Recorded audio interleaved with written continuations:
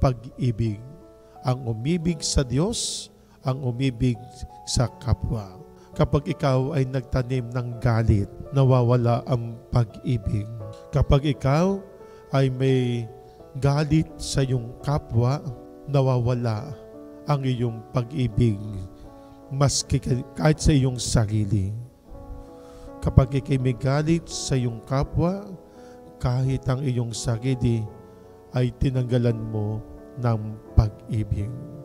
Dahil ang galit po, yung magtanim ka ng sama ng loob, galit, ito po ay dinadala ka niya sa kamalian.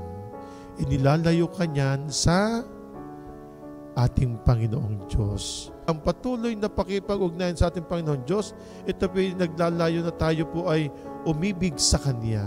Ang pag-ibig na ipinupukol lagi sa atin o binibigay sa atin ng ating Panginoong Diyos. At marapat lamang po na ito'y suklian din po natin ng pag-ibig. Pag-ibig na kung saan ang gumawa tayo ng mabuti.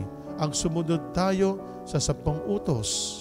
At higit sa lahat, ang tayo po'y magmahal sa ating kapwa at sa ating Panginoong Diyos.